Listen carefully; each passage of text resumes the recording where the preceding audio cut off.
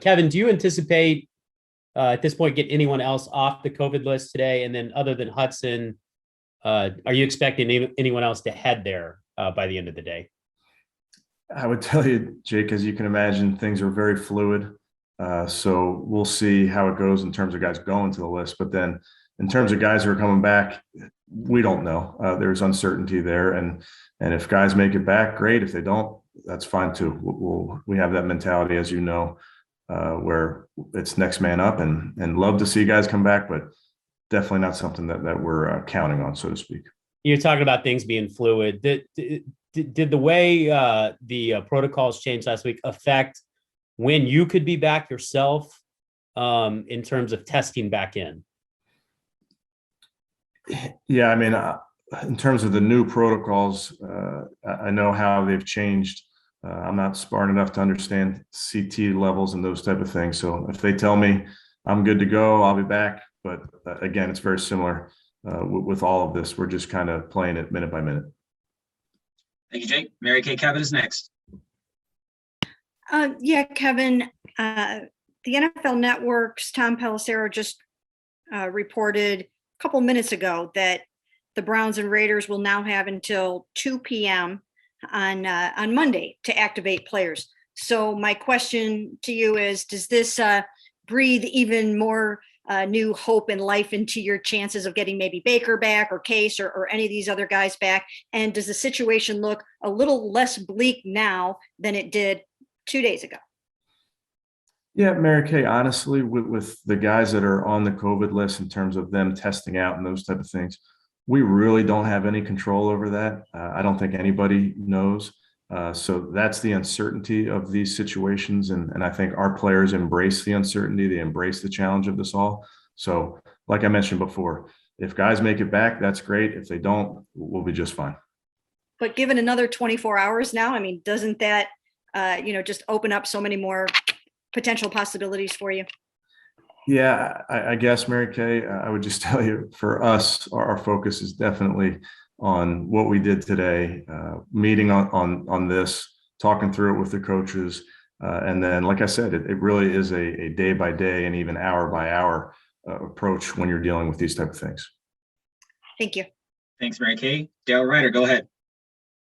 Yeah, Kevin, first a technical question. I know you said you don't necessarily understand some of the fine print with this testing, but one of the things it looks like that with the new protocols to be able to test back in, they're testing like viral load, and it's based somewhat on that. So my question to you is, when you guys hear back from the lab, is it just a positive, negative result, or do they tell you guys that like a viral threshold? Or I guess what I'm getting at is, can you get some indication from the testing lab how close players might be able to return here? Yes, you do get that information, Daryl. Again, there's smarter people than I to figure all that out. But to say that it's a linear, progression of those numbers, I don't think anybody knows that. So again, I like to just kind of focus on the things that we have to focus on. And when Joe Sheehan tells me something, I'll listen to Joe. And I just, a football question for you here. So many moving pieces and parts, so many bodies that you have to replace, and you're having to do this at a moment's notice. Just what's it been like for you and your staff behind the scenes, having to juggle a depth chart that seems to be changing by the hour? Yeah, I think the coaches have done a great job. I think the players have done a great job of being, able to adapt in all of this. And that's something that we've seen from the team. Certainly last year, I've seen it this year from the guys. So that's part of our job as coaches, is to find out who's available to us and put together a plan based on who's available to us. And that's why we have these staff meetings so often. Thanks, Joe. We'll go to Tom Withers. Thanks, Rob. Coach, you still fit to fight? How you feeling? I'm good to go. Hey, what did practice look like today? And how much had these 2 days, testing and all that, we have no idea. How much of these 2 days help you guys in terms of preparation, considering you've had to pivot about 50 times in the last 4 days? Yeah, practice looked good from this vantage point on Zoom. I'll meet with the coaches here shortly and talk through it. But I think it was really good to get the guys out there full speed. Today is our Friday, if you will, in quotation marks there. So we got some good work in. It was crisp, and we can make corrections. And like you mentioned, we have time to make adjustments, make alterations with the extra time that we do have, and that's what we're trying to do. Thanks, Coach. Thanks, Tom. Marla Radnauer, you're up. Yeah, Coach, it sounds like you are watching the practice sort of live on Zoom. I'm just wondering what you've seen from Nick Mullins and what kind of is his strength as a quarterback. Yeah, I was watching it live from Zoom, and then, as it gets updated on our server, watch it there as well. And then we'll watch it together as a staff here shortly. But Nick he's a young man, but he's a pro. He's been with a couple different teams. He's been in our system, which is similar to what they were doing out in San Francisco. Understands how we operate. Has been here long enough where he's knows our cadence real well, the shifts, motions, those type of things, just based on his experience. So he did a nice job, and as we're going to use this extra time here to continue to answer any questions that he may have, clear up all the game plan and all those type of things. And just in terms of mobility, how is he? And just have you gotten a sense for his attitude in all this? Yeah, mobility is good, Marla. Again, he's made a bunch of plays in his career, has played a lot of football in his career, and attitude's outstanding. He's a pro, does a great job in that quarterback meeting room day in and day out, gives a great look to the defense during the scout team periods. So he's been great. Thank you. Thanks, Marla. Nate Ulrich, you're next. Hey, Kevin, I've heard this question a lot. I want to give you a chance to address it. Just the idea of getting together and practicing. Why did you guys decide to go forward with that, given the state of COVID? And obviously, part of that is that, with the weather, you guys did go indoors today. Yeah. So, Nate, I think what we're trying to do is make sure we're keeping everybody safe. We are trying to get the team ready for the game on Monday and getting work in while being safe. So we took extra precautions with the guys in terms of how we came into the building, how we got dressed, how we left, all those things. We limited the amount of time we're around each other. Those are things that we've done really all week. So trying to be very, very smart about this, but also trying to get our work in. Did you guys, your medical experts advise you to open up the field house as much as you can? I mean, were things like that taken into consideration too? Yes. Thank you. Thanks, Nate. Scott Petrick has our next question. Hey, Kevin, with the James Hudson news, what do you do with the 2 tackle spots? Yeah, Scott, got that news this morning. So we're able to kind of work through those contingencies and practice as such. So not going to get into the specific movements that you have to make with that, but our coaches have done a great job throughout this as more information becomes available. And then again, I would tell you the players have been really outstanding in how flexible they are and understanding that whatever their job is, they got to do it with as much preparation as they have. All right, one more quick on that. Does the fact that Blake Hance has played left and right side for you, does that give you the flexibility that he could go either way if whoever you want to play left tackles, let's say, can only play left tackle? Yeah, I think that's right, Scott. Just Blake's played every spot along the line, including tight end. So he's been very valuable and versatile to what we do. Thanks. Thank you, Scott. Tony Grossi, go ahead. All right, Kevin, if you were to, I understand you can't predict this and it's fluid, but if you were to get a regular starting player back Monday morning, would you have any hesitation to move that player back to his spot? If they were healthy, Tony, and they were good to go from that standpoint, no, I wouldn't have a hesitation. Okay. And the other question is, of course, if you played today, it would be a muddy field, rainy, ugly day. Forecast for Monday is sunny, at least. Does that change anything in your offensive or defensive game plan?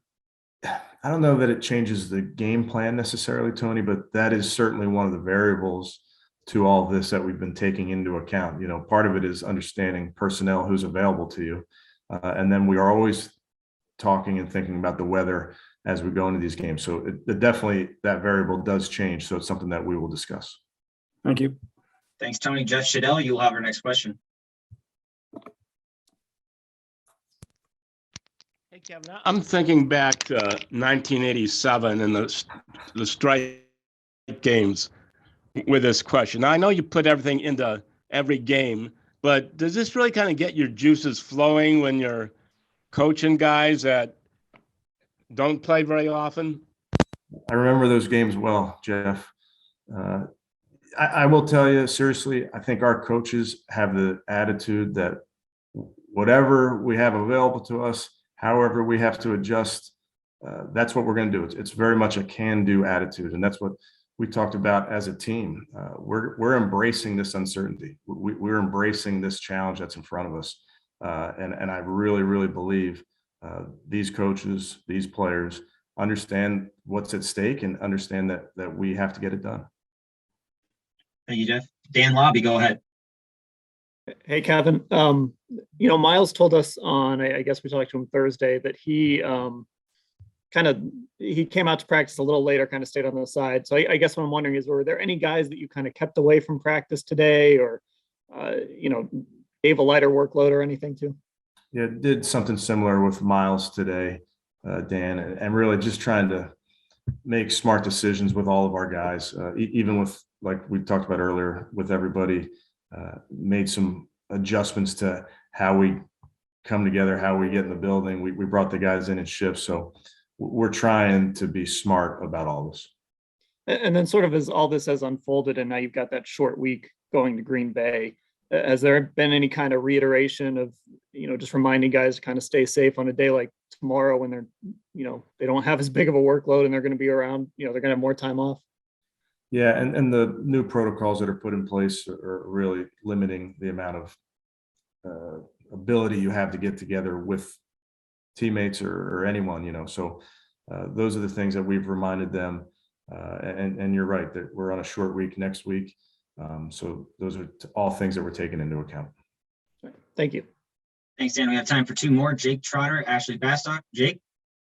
Yeah, Kevin, you were talking about Mullins earlier a little bit. What drew you guys to bringing him in the first place? Yeah, he's played good football, Jake. I think he's got some really good tape out there. Somebody that our personnel department has followed closely. TC McCartney was with Nick out in San Francisco, so had good knowledge of him as a person, him as a player, those type of things. So I think he's done an outstanding job really for us all season long.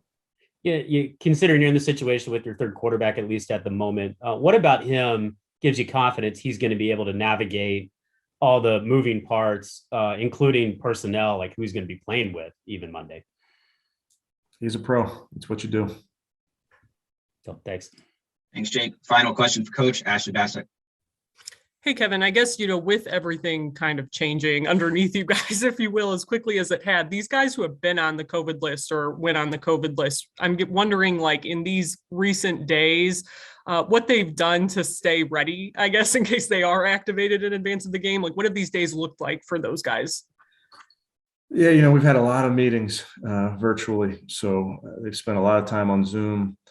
We've made adjustments throughout to the game plan. So really they've had to stay locked in. And that's been our message to all those guys. I mean, you can only control what you can control, but also you have to stay ready. And that's certainly been the message this week. It really should be the message this entire season, going back to last year. You just got to stay ready. And I know, like, you guys talk about that stay ready message. A lot of your team leaders, player wise, talk about that message. I guess, like, at this point, do you even really have to preach that to some of these guys? Like, do they kind of have a handle on that? Do you feel like? You hope so. But I think with going on that COVID list, there's just uncertainty with it. You don't know how long you're going to be on there with the changes to the protocols as they've been. You might be off sooner than you think. So that's one of those things that we've talked about in terms of staying ready.